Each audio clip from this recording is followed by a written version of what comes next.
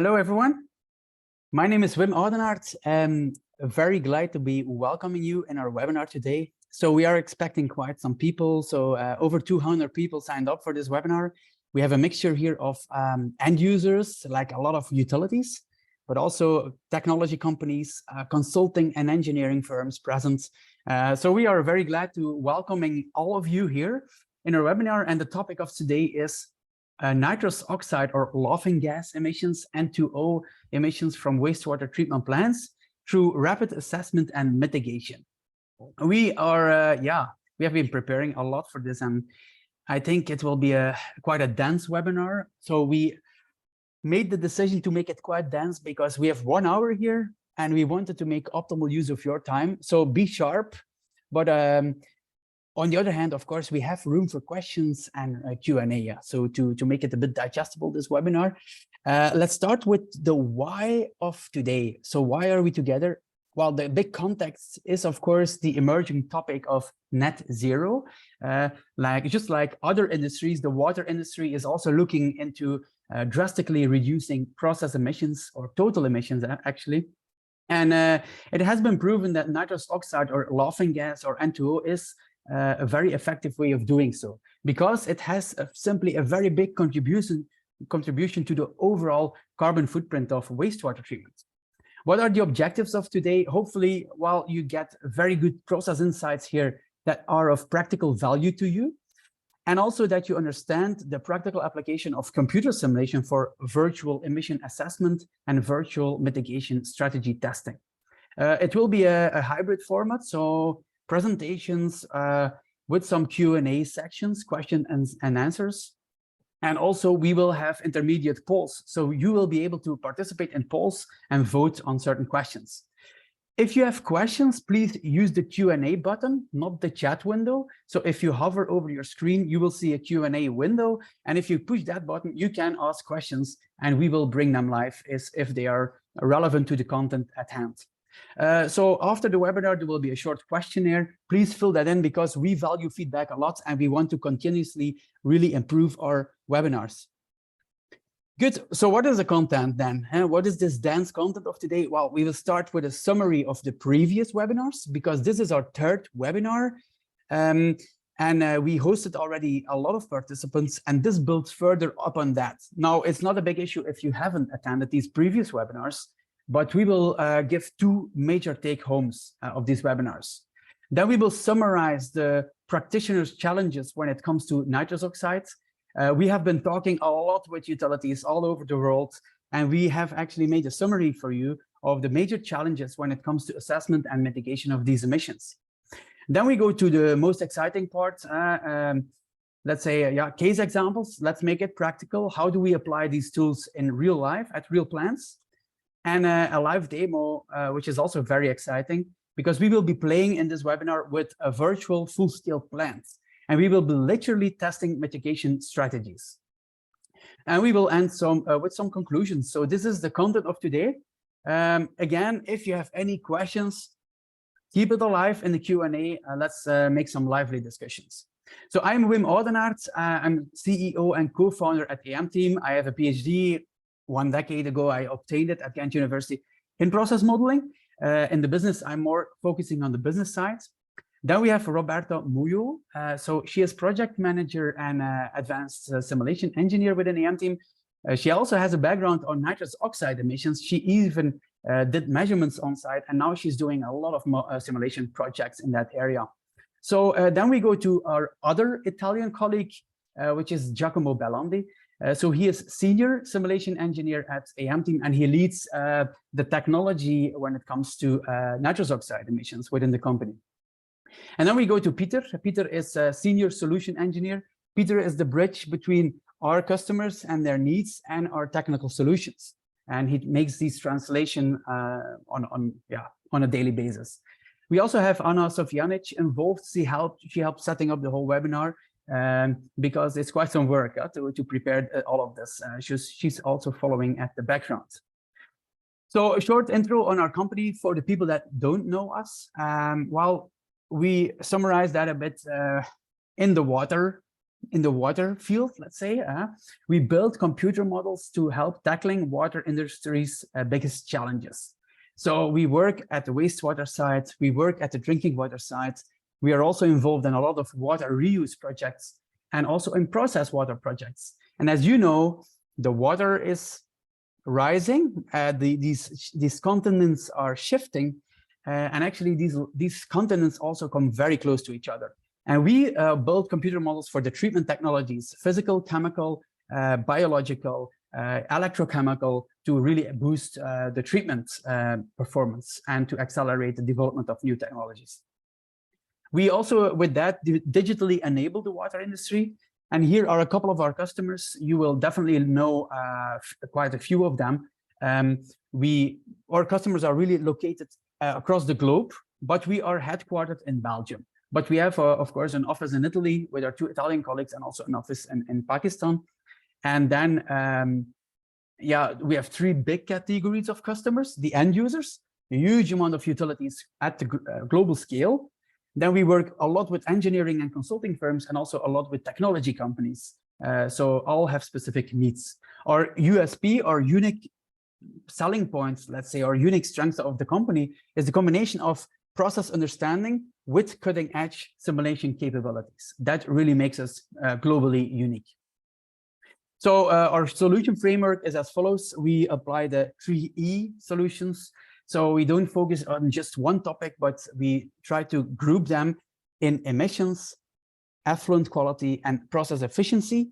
These are the 3 E's, and we screen existing plants. So we do a virtual diagnosis and a benchmarking of plants, where you really look at troubleshooting, root cause analysis of emissions, of effluent quality, performance, things like that. We also use those same models to maximize the assets, but these can also be new assets still to be built, plans and design. So we are involved also in a lot of retrofit or design projects. And so we use these models for virtual process optimization. And once plants are operational, we also apply digital twins. So we translate these same models to the operational stage, where they are used for training, for what-if testing, and also for smart operation. Good. So this brings us to the topic of today, nitrous oxide emissions. So let's look at the summary, 2-slide summary of past webinars. The first take home was gradients are important in a wastewater system. Just imagine you take a cup of coffee, you add some milk, you really have to stir a lot, right? It doesn't happen automatically. So in a huge system like a bioreactor, definitely there are gradients. And if you look at them with a CFD simulation, these are the gradients. So what we are now seeing on the screen is a top view at the left and a cross-section at the right of nitrous oxide emissions. So red means a lot of local emissions, dark blue or light green, let's say, is less emissions locally. It's all driven, nitrous oxides is all driven by local dissolved oxygen, local ammonia, local carbon, so really the local conditions, and it's about controlling them in your system. But gradients are spatial, but we also have the temporal, the dynamics in a full-scale plant. And this is the top view of a Canadian wastewater reactor. So the water circulates, and now you see all these colors changing. So these colors indicate the local emission of N2O in this very big bioreactor. So look at how these colors shift as function of operational conditions or as function of influent dynamics. So I will play it once more. So you clearly see the emissions shifting, and this makes full-scale plant assessment of emissions very, very complex and difficult because everything changes all the time. Yeah, good. So we will start with a first poll question. So normally you should be seeing it on your screen right now. In which stage are you right now when it comes to nitrous oxide? I'm still exploring the topic. You are starting to assess the emissions. You're already in the mitigation stage or another stage. Okay, it's very interesting to look at what happens. Polls are coming in, the votes are coming in. Very, very interesting what's happening. So I will give it 5 more seconds to vote, and we will end the poll. So I will share the results now with you. So it's very interesting to see that most of you, and this is what we expected, most of you, almost half of the audience, is still exploring the topic. Because actually 2 years ago, not many people were talking about nitrous oxide, and today a significant fraction of our water industry is talking about it. Many people are also starting to assess or to start measuring. So that's another 30%. And then 15% are are already in the mitigation stage. It's quite interesting to see those results. Thanks for the votes. So let's continue.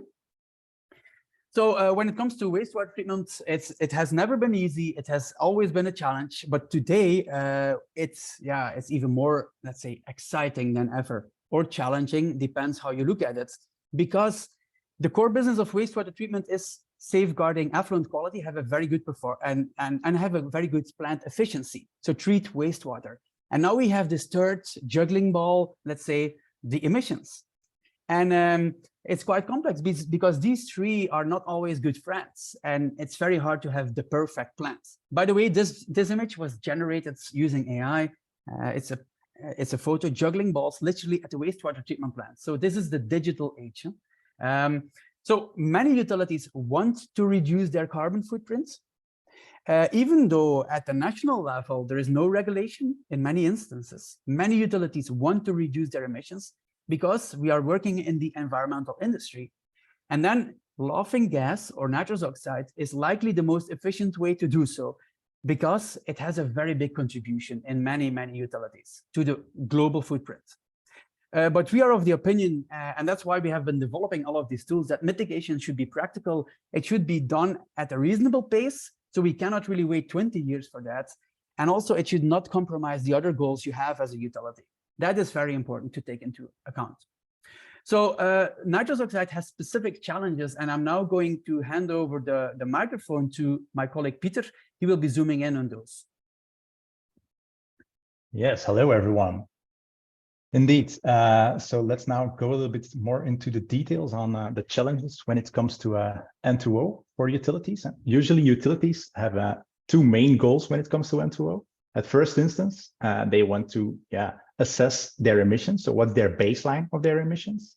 And then as a second goal, they want to really reduce their emissions of their current infrastructure and new designs or renovations, etc. So now, based on the discussions we had with a lot of our customers, what are now the main challenges when it comes to the assessment? It's, for example, first question, measurements. How will we measure? Liquid phase, gas phase? Where will we measure in the reactor? How long will we measure? These are typical questions that come up. And then, like Wim already showed, the dynamics in a full scale, a lot of things are changing at the same time, which makes it very complex. And then when you measure, you have a lot of data from the liquid sensors, but also liquid phase sensors, but also other sensors. And this interpretation is very complex. Giacomo will show that in the next slide. And then on-site monitoring is also very costly and takes long. Cabling, electricity can be very expensive. Then visualizing and quantify really your yearly emissions based on the measurements is also a very difficult task. And then when it comes to maintaining your sensors, etc., it's also a very tedious job, and plant staff is often already quite occupied. Now let's go to Giacomo, who will tell you a little bit more about this data interpretation. We'll zoom in on that. Yes, thank you, Peter. So first thing that we do when we want to, in general, when we want to understand a topic, we go and we measure, right? Typically with the N2O, you would place two sensors, one in the aerated part, one in the anoxic part, and start trying to understand these dynamics of emissions. Then you need to bring in the picture the other variables to understand why these N2O profiles go up and down. And then you start seeing possible correlations, right? Good periods in which the N2O increase together with the ammonia and together with the dissolved oxygen, right? But then there are many other moments in the time series, and I know it. I feel empathy in this because I did, and I'm still doing a lot of data analysis. There are periods in which you need to go deeper into the process operation because this data do not really match with the usual or the typical root causes that we know of N2O emissions. We see emission or production going up, N2O going up or decreasing, and then ammonia decreasing as well. So the picture becomes very complex. And as a result of this, you bring in additional variables. It becomes a very complex multivariate problems that you can tackle with some tools, but having a 3D view can significantly help in understanding. And that's the ultimate goal of this understanding process, understanding how the bioreactor works and understanding how we can make structurally applicable mitigation strategies. So mitigation strategies that can work across the operation, across the year of the operation of the treatment plant.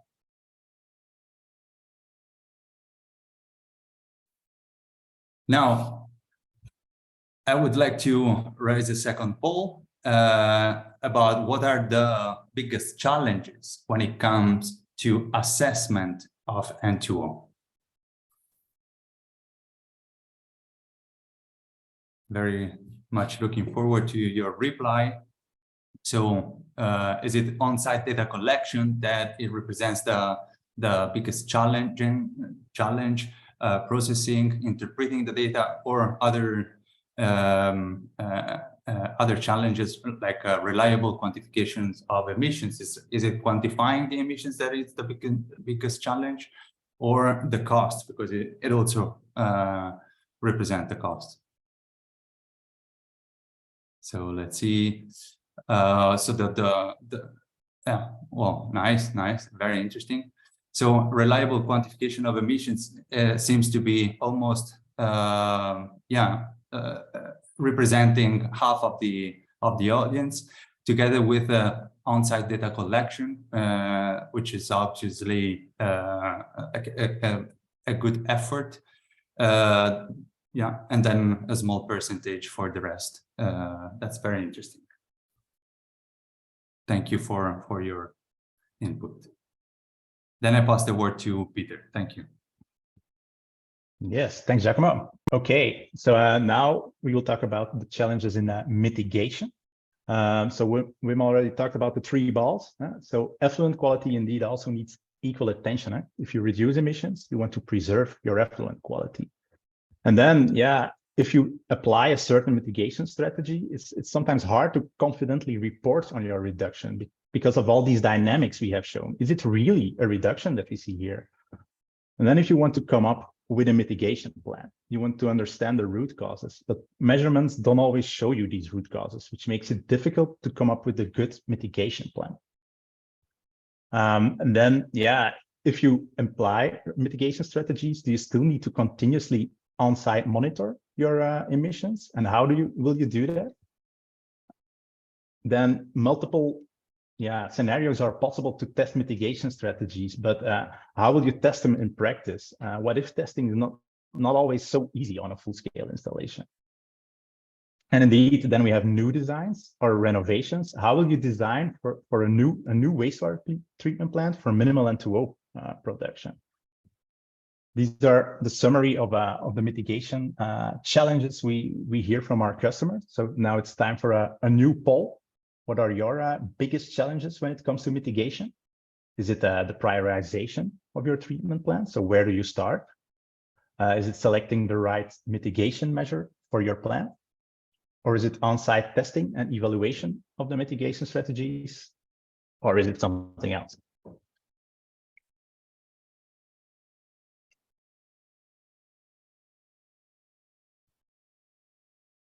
All right, very curious to see the result.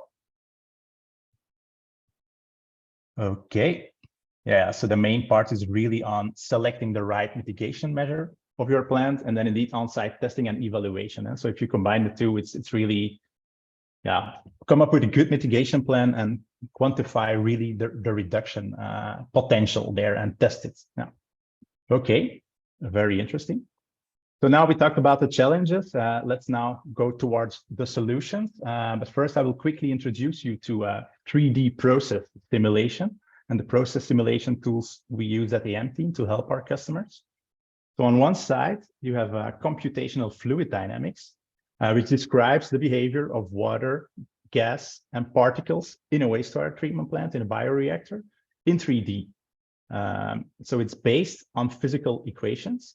And what you see here, for example, is a disinfectant that is added to a bioreactor, and how does it spread into your bioreactor in 3D? So the red clouds, high concentrations. So that's physics. Then we have kinetics, kinetic modeling. That's focused on modeling water quality and on chemical and biochemical reactions. So for example, the activated sludge model in wastewater treatment plants, but also advanced oxidation models. So these models describe chemical reactions, water quality, and they are based on chemistry and on biology. And the models we use for the customers on the N2O topic is actually a combination of the CFD with the kinetics, so that you see in 3D what is happening in your reactor. And what you see here on this slide is always the N2O emissions. So the top view of a plant where you see the N2O emissions. The red zones always indicate high emissions, blue zones always low emissions. So we selected a couple of the plants where we are working on with our customers, and these will be used throughout the webinar to show you some mitigation strategies. So the first plant is the plant in Canada, where we help the customer with a virtual assessment of their emissions and help them with their future measurement campaign, where and how to measure. Then the left plant at the bottom is a plant in the Netherlands, close to Rotterdam, from utility HHSK, where the focus is on maximizing the potential of the current infrastructure. So treat more wastewater, improve effluent quality, reduce N2O emissions. Then on the right top, we have another plant in the Netherlands from Waterboard AN Maas, where they are renovating a plant and they want to redesign the plant for minimal N2O production. And then the right bottom is a plant in New Zealand for the utility water care, where the focus was on assessment of the N2O emissions and mitigation of the N2O emissions. Give the floor to Giacomo. Thank you. So let me show you some examples of how the typical output of a CFD plus kinetics study looks like. I will annotate to help you and to guide you through the slide. So you have a bioreactor with an anoxic zone first, so a pre-denitrification configured bioreactor, in which the influent and the return activated sludge, together with the internal recycles, are coming in, and then it's entering the aerated zone in green, right? And then across the aerobic zone, then we go towards the effluent or back into the anoxic zone for the internal recycle. So inputting this boundary conditions, we call it, with these operational conditions. So the flow of the recycles, the flow and characterization of the influent, and the return activated sludge, the gas flow at the diffusers. You can then use the physics and apply the biokinetic model to derive what's actually happening locally in every point of the reactor. And when these informations are put together, then you can obtain very detailed information on, for instance, dissolved oxygen. And here we see a nice example where different probes were available from the client, and how they compare with the simulated results, and how can we understand, then we'll see that in a later slide, how we can evaluate a sensor placement, allocation, or the overall performance of the reactor. Another similar example is this one, in which you still have a pre-denitrification configured reactor with the entrance in this point, and then the flow going through an anoxic zone, and then a serpentine of channels with the aerobic conditions. So in these sections, there is very good mixing vertically, right?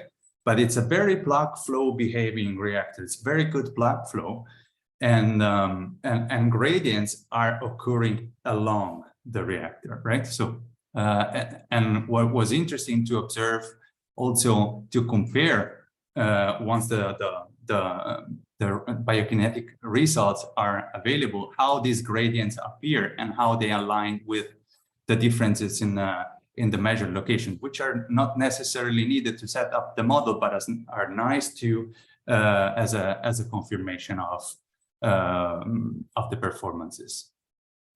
Another reactor that we can look at in terms of how to see how the CFD output looks like in terms of nitrogen species is this pre-denitrification, again, bioreactor, in which this area is an anoxic area, right?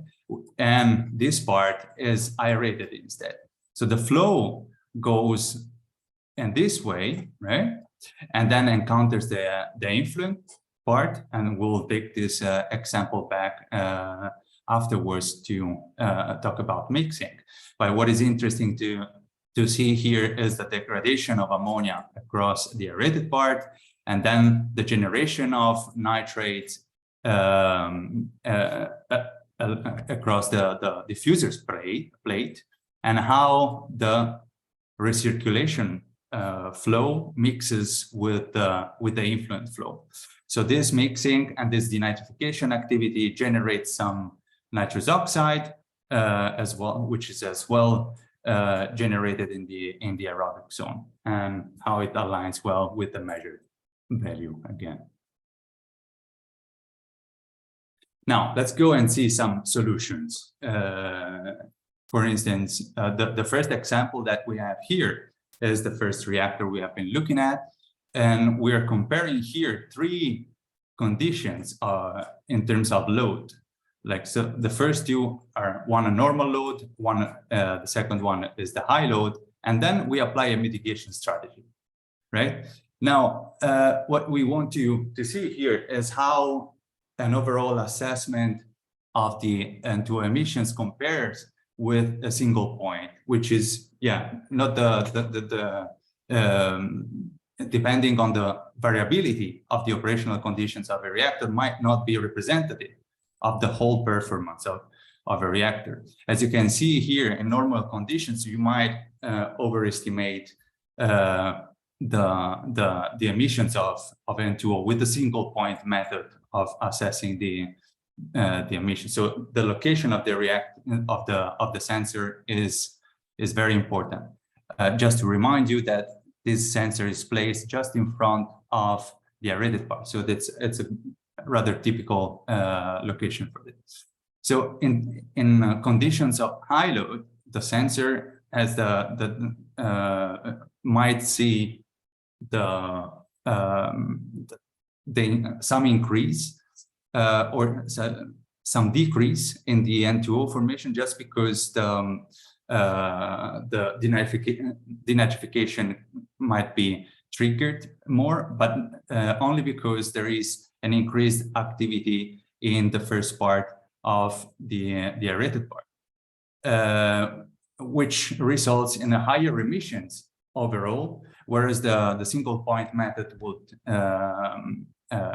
would instead detect a decrease. But interestingly, if we simulate a mitigation strategy, so optimizing the aeration and most importantly, the denitrification, so the consumption of N2O in the anoxic part, the single point method would not be able to detect any change from the normal loading conditions, whereas at the reactor-wide level, there is a significant decrease in the N2O emissions. Now, so sensor placement is very, very important, as we said, and one of the supports that we provide is also regarding where to place to answer the question where to place the sensors, not only the liquid phase measurements, but also the gas phase, as we did in this example for the Canadian utility, in which they were planning to perform an assessment and planning measurements at very in a very detailed manner, and they wanted to optimally prepare for that. So not only sensor placement, we have seen also the plant-wide level assessment, but how can we understand better the reactor to generate new mitigation strategies? So if you remember, so the reactor, as I explained it before, so this part is the anoxic part, and the one that I'm scratching, let's say, is the aerated part. Okay. In the anoxic part, you see on the right side the influent plus the ROS stream, and in blue the internal recirculation streams, which are not mixing and not becoming purple, for instance, very efficiently, let's say. It takes a while for them to mix. So what does this imply? It implies this a denitrification not occurring already at the beginning of the denitrification section where it's supposed to happen, and instead N2O, so a partial denitrification product, let's say, it's produced along the denitrification volume, and increasing the internal recycle would mean push this N2O towards the aerated part, which would mean in this specific case that a general mitigation strategy will not be applicable, right?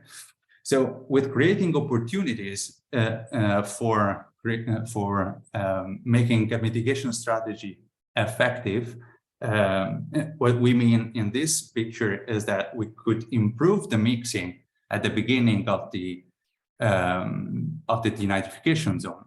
Improving the mixing of these two streams would allow us to gain denitrification volume, so to have denitrification in a smaller section of the reactor, and then push further with the internal recirculation, so improving further the denitrification and removing more nitrogen, meaning removing more N2O before getting to the aerobic part. As a final touch, I want to give you a look on a double pathway, let's say a double point of view on the generation of N2O. What you see here is dissolved oxygen. Dissolved oxygen influences a lot together with the available ammonia, the activity, and the generation of N2O by AOBs, the ammonium oxidizing bacteria.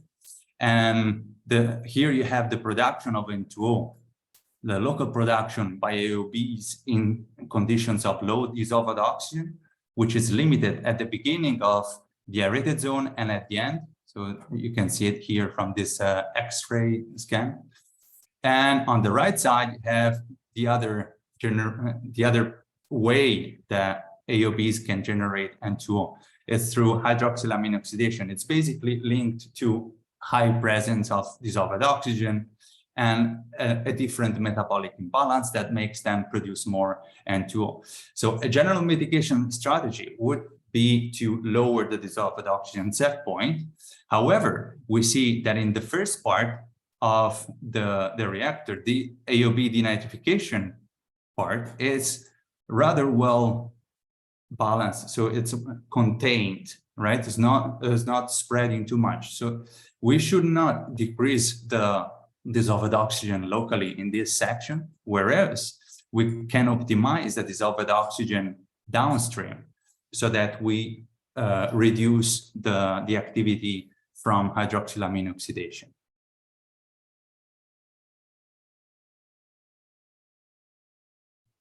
And now a final example in terms of design. So testing different designs or designing a reactor for minimal N2O, which is starting to occur. And this is one example that we can bring to you, in which we compare the design of a current existing reactor with the possibility of changing this design into a new configuration, in which the wall that is separating this circular external, let's say, aerated zone, it's removed, and we get into a carousel configuration. So this is the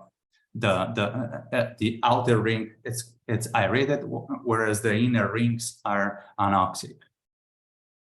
What you see in the color scale is emissions of N2O.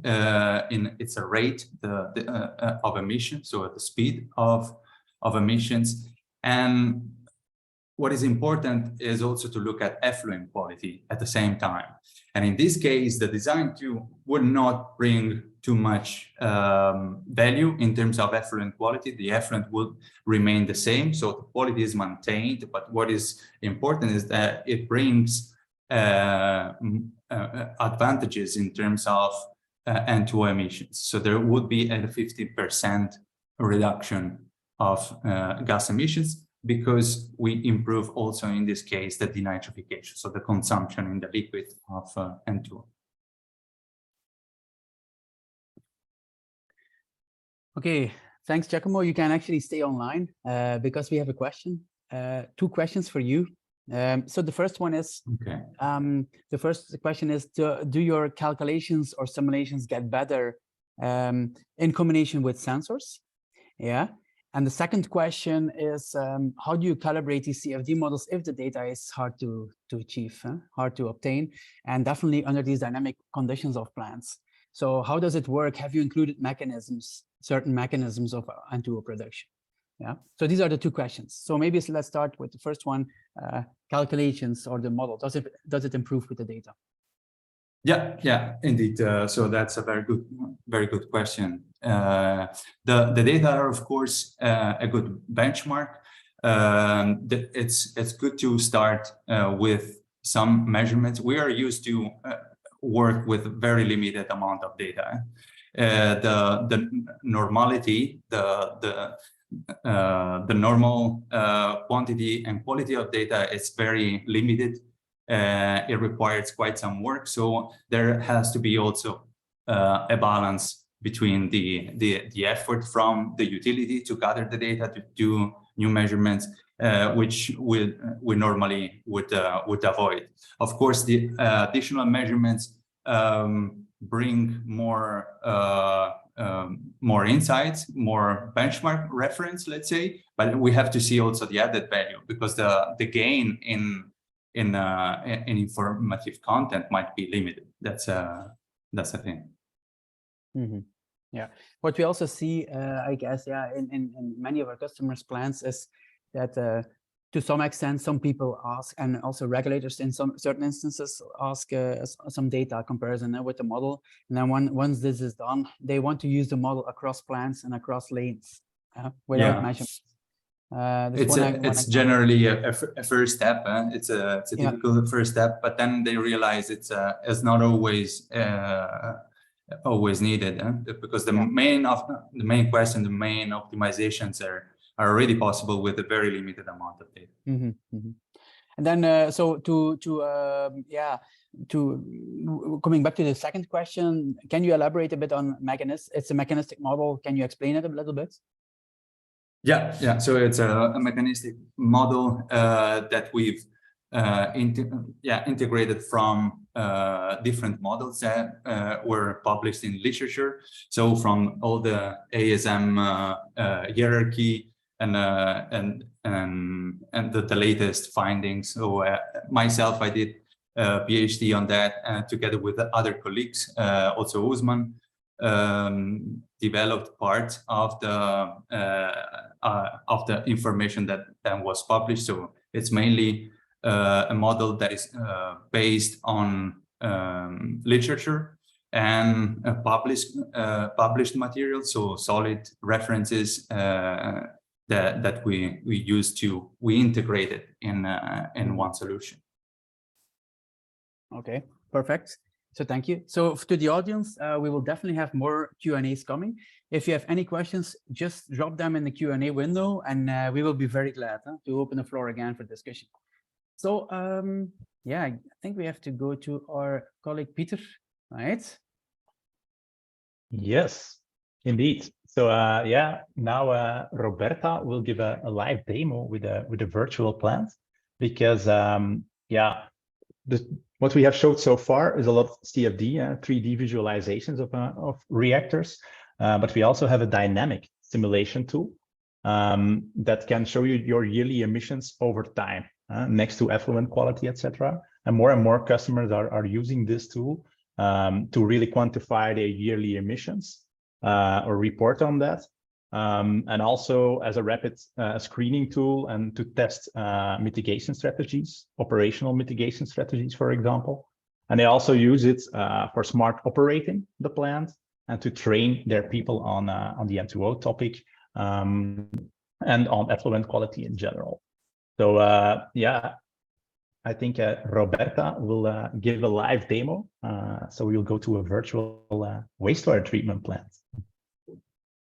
All right, thanks, Peter. Yes, indeed. What I'm going to show you is an example of a virtual plant with a dynamic simulation. This kind of models we used to develop a lot and in collaboration with our customers because they are very powerful as they can let us simulate dynamic conditions, so condition that varies with time. And we also use them a lot in our collaboration with our customers, because we even let them use the model themselves and play with model, test different what-if scenarios, different operational settings, so that a long-term simulation, even months or even years of simulation, can be performed in a matter of a few hours. So in this example, I'm showing you it's a dynamic simulation of 18 days of a full-scale bioreactor. It's a conventional bioreactor from a real wastewater treatment plant. Conventional meaning that it's a pre-denitrification zone followed by nitrification and oxidation zone. Here you can see that we are simulating real-time this simulation, the dynamic simulation.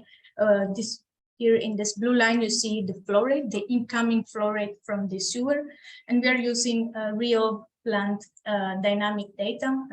Also, you can see the RAS flow, so the external sludge recycled from the settler. Same, we can also use the plant data of dissolved oxygen, dissolved oxygen as an input, a dynamic input. And next to that, we can look at the biological effluent quality. So in the effluent, we can look at the ammonia concentration, for example, and we can compare this concentration with the real plant data. So you can see that with this dynamic tool, we can capture the dynamics, the dynamic trend of ammonia really nicely, and the model gets very accurate. Similarly, if we want to check the nitrate, so we can capture again the trend very well with increasing concentration and decreasing concentrations overnight.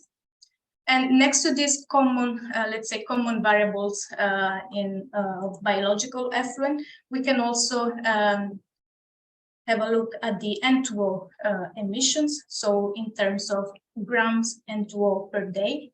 As you can see, in these 17 days, there's quite a lot of variability, quite a lot of fluctuation in the emissions as well. We see a daily trend with high emissions, followed by lower emissions period, which follows the incoming load dynamics. And we can also have a look at the so-called emission factor, which is a common indicator of the plant performance in terms of nitrous oxide emission. And here it's calculated, simulated as the grams of N2O that are being emitted per grams of total nitrogen that is removed from the plant. Also, there you see very high fluctuation, very high dynamicity, and you can see that along the time emissions can vary a lot. Now we can, within the same model, the same influent composition, we can try and test a mitigation strategy. So in this mitigation strategy, we're now simulating a fixed dissolved oxygen set point of 1.5 milligrams per liter in the whole aeration zone. And also we increase the internal recycle ratio. So we aiming at increasing the denitrification capacity of the reactor. These two are two common mitigation strategies that are normally applied. And we can see that in terms, we can evaluate the treatment plant performance again in terms of ammonia and nitrate, and we can see that ammonia is actually maintained, so the effluent quality is not does not deteriorate due to the reduction of the dissolved oxygen set point, and actually the nitrate, so the blue line, the nitrate are lower because thanks to the increase internal recycle, we are able to increase the denitrification capacity, so lower the nitrate. And we can evaluate the efficiency of this mitigation strategy in terms of N2O emission reduction. So here you see the blue line, which is the current emission with this mitigation strategy in place, and the black line, which is the N2O emission of the previous round of the previous simulation, so the so-called base scenario. So as you can see, we're able to shave off the peaks, and you can see that emissions are generally lower. And if we want to make the math, we can also calculate how much the emission, the overall emission reduced. And in this case, with this, let's say, pretty straightforward mitigation strategy, we are able to reduce the N2O emission by 15%. All right, I'll leave the floor again to the presentation. Thank you. Thanks, Roberta. So for this demo, yeah, we are getting a lot of questions, which is great. So keep asking a lot of questions. I think we can still answer a few now in this section, and then at the very end, we will take a lot of time for them. So the first question I'm going to ask to Peter. Can you come to the stage, Peter? So yeah, first two questions for you. How many sites has AM team been working on to reduce emissions? And the second question is, sorry, I lost my question. Yeah, the real-time use, that's a very interesting one. So how many sites, and do we plan to also have models running real-time with plants? Yes. Okay, two very good questions. So the first question on how many plants did we already work on the N2O topic, on reducing N2O emissions. I think now we worked on a number of 20 bioreactors all over the world. But of course, next to this, focused on N2O emissions, our solution is also giving information on effluent quality. And before N2O was a hot topic, we already worked on, I think, yeah, more than 100 bioreactors only on effluent quality, so combining CFD with effluent. So yeah, that's, I think, in general, an answer on the first question. And then, Wim, the other one was about real-time control. The real-time use, yeah, correct. Yeah, well, because it's so new, we are working with customers on doing this, but we don't have a version yet that is online because it's quite a new topic, but it's something that we are indeed implementing right now. Yeah. Mm-hmm. Okay, thank you. So we will definitely come back to more questions after we are almost at the end, so we will have time left for questions. Thank you, Peter. So important practical aspects, because these might be some questions you also might have. What does it take to do such work, such simulations? Well, we actually designed the solution, and the solution is again at the right here. So these three stages we typically work in. We designed it as such that we need as limited data as possible. That was really the goal of it. So actually, we mainly work with existing plant data. I think that's 90% of our projects is with existing data. And in these 10% of projects, we might go suggest some additional data collection, but we don't often need additional data from the start. So typically, it's three big categories. It's some information on the plant layout, information on the operational settings, for example, aeration rates, flow rates, and then some information on the influent, for example, ammonia, carbon composition. So that's typically these three categories we need, and it really allows kickstarting of projects. Many of our projects we do fully remotely, so we don't need to be on site. If we can be on site, we typically visit the plant, but that really is not necessary because we work really on, right now we work on nitrous oxide in each of the time zones, and we cannot only not always travel there. So remote working is really possible, also limiting overheads very much at both sides. And the timing, well, typically first results are available within a week's time frame. That's the speed of it.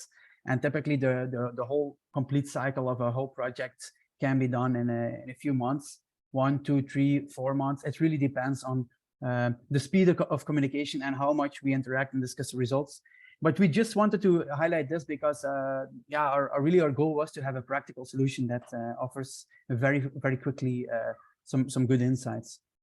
So this brings us to the conclusion of this webinar, and then we, of course, will go to the Q&A further, because that's really good. So put your questions there if you have any, because we will go over most of them at the end of the webinar. So conclusions, while we now have a solution up and running, focusing on the 3 E's. We, like Peter already mentioned, we already worked a lot on effluent and efficiency, but now emissions was the 3rd E we added to that. And yeah, if you go for an N2O screening, we typically focus on the whole plant, efficiency, effluent quality, because also look at what happens in Europe, Water Framework Directive, new guidelines, more stringent effluent limits.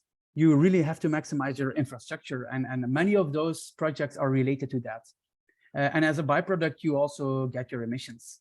So generic understanding to mitigate N2O fast. So our aim is really to come to a set of really good generic guidelines based on those insights that can really help the industry at the international scale to mitigate very fast. So that's on our radar. Some of them were mentioned already. For example, Giacomo was telling about how do you gradually build up an aeration zone, or how do you fine-tune mixing in an inlet zone. Such things are very critical factors and very practical in many instances.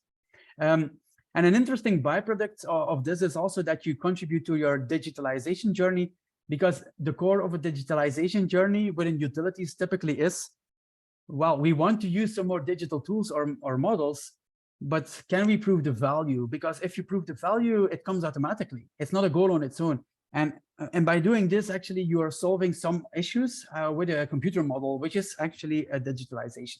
Because as mentioned before by the colleagues, more and more our customers start using these tools themselves as well in the final stage. So that makes it very interesting. Of course, you can find all of our webinars at our YouTube channel and on our website, amteam.com/N2O, or this link, youtube.com/c/amteamtv. Full recordings, but also snippets. So if you just want to learn more about fundamentals of N2O, or the pathways, or how is it happening, you can really watch these 1-2 minute videos on our YouTube channel. Also, this one will be fully available. You will get the recording after the webinar. So for the people that have to leave right now, before you leave, I want to say 2 things. First, thank you for joining. It was a great pleasure having you here.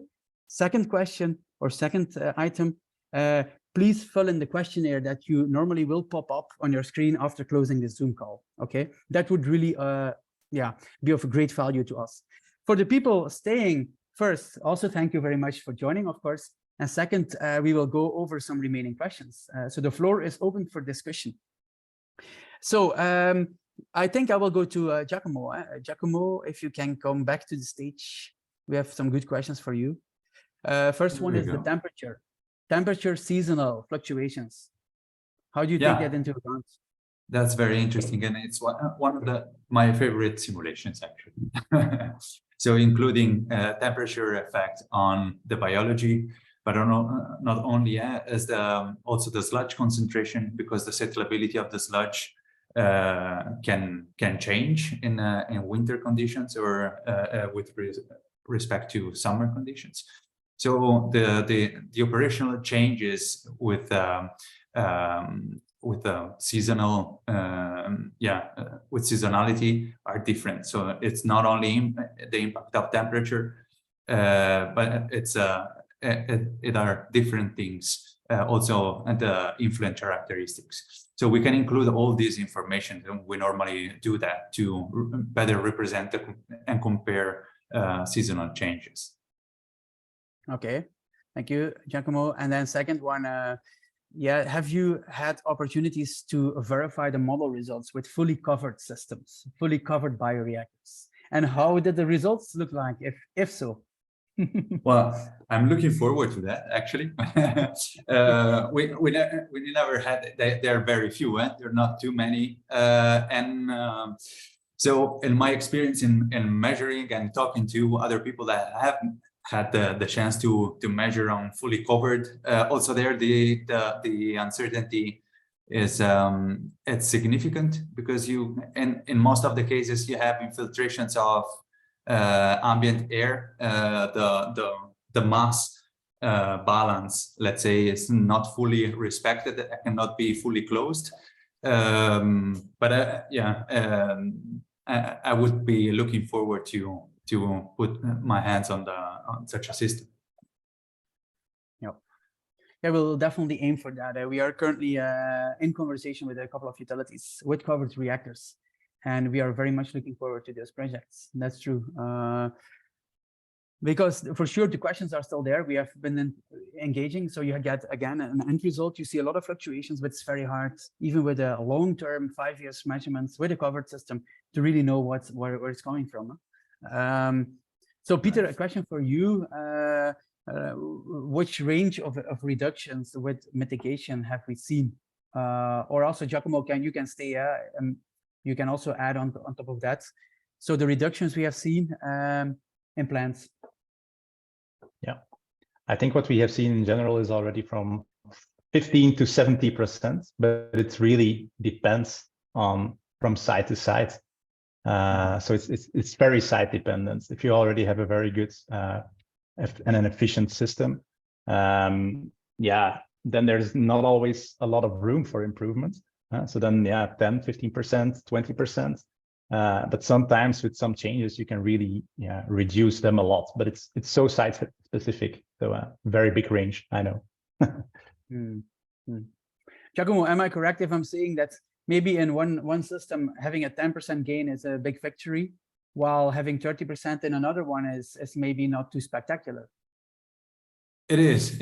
Every system, every plant is a specific case.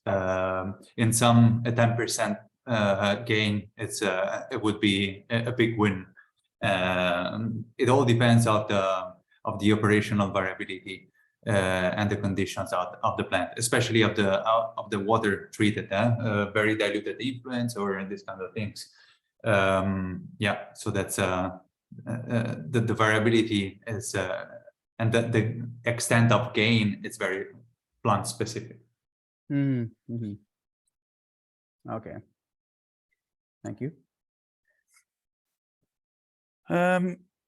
Very technical question, more of a technical question, Giacomo, for you. What is really the root cause of this hydroxylamine oxidation pathway? Oh, yeah, the hydroxylamine pathway. So it's the autotrophic pathway that is happening in conditions of excessive presence of dissolved oxygen and high presence of ammonia.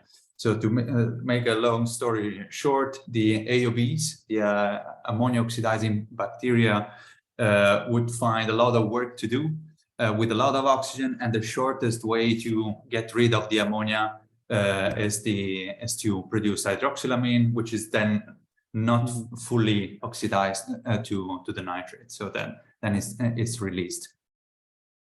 Okay. Yeah, then another interesting question. So thanks, audience, for all of these great questions. It's a really good discussion. So your 3D modeling, can it predict the stripping, the production, the transport?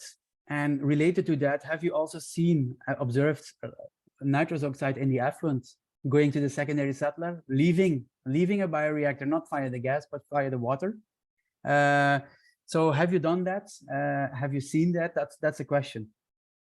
Yes, correct. So I had the pleasure to really measure it also on site in different plants and also model it. So have the feeling, the practical feeling of how this works.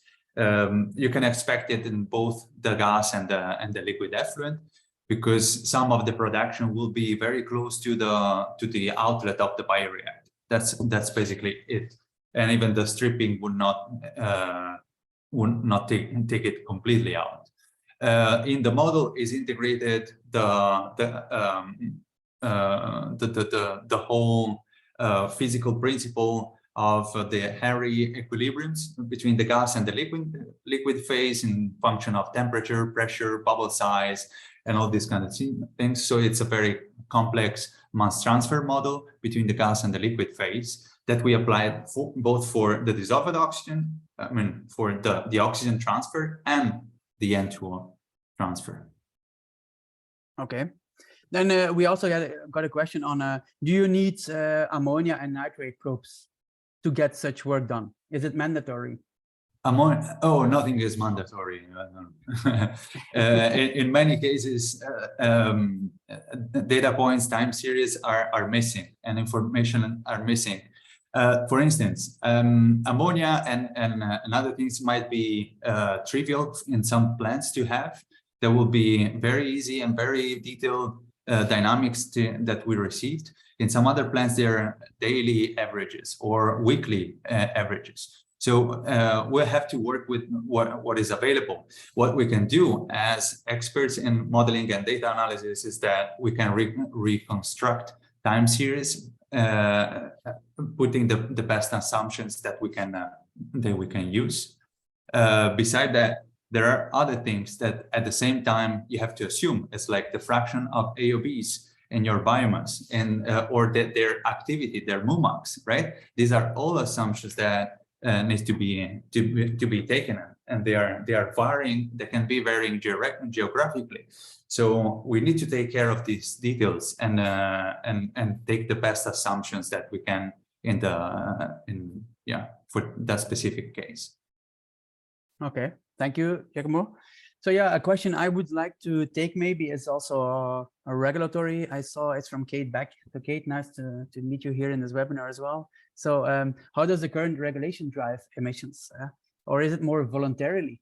Well, if we talk to a lot of countries, it's right now, most of them it's a voluntary approach. Of course, there might be guidelines at the national level. For example, look at Denmark, where it's very strong.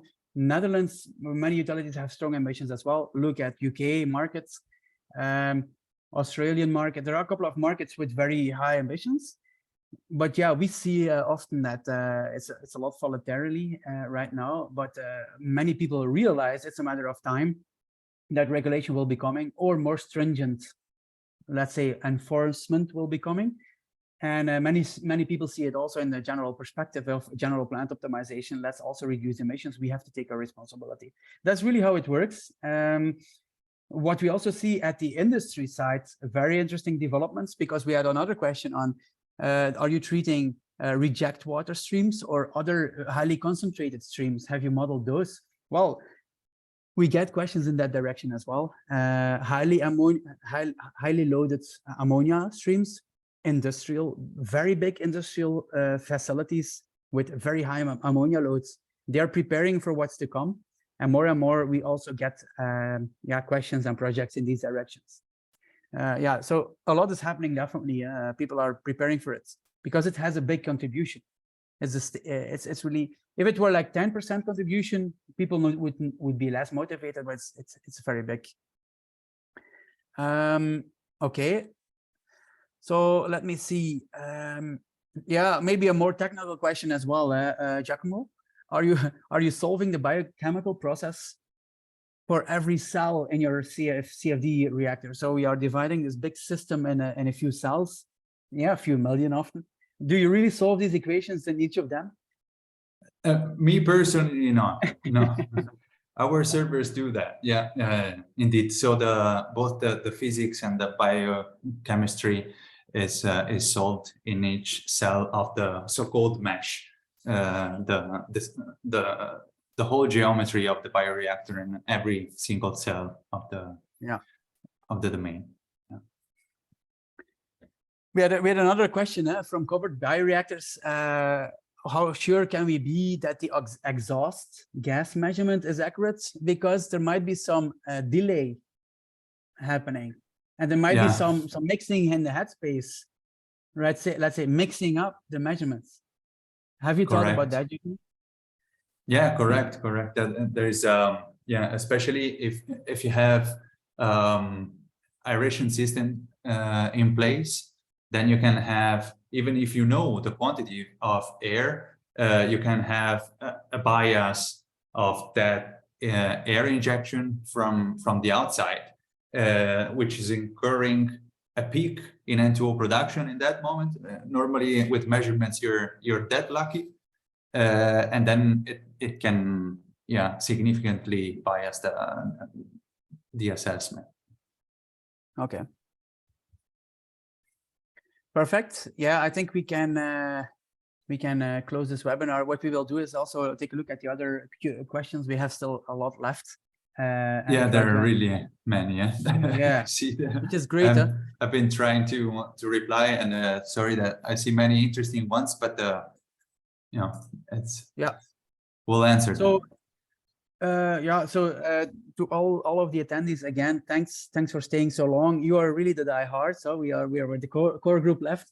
Thanks so much for joining. It's really a big honor to have you in our webinar, and we look forward to continuing the discussion with you.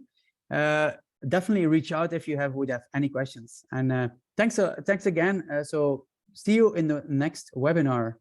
Thanks everyone.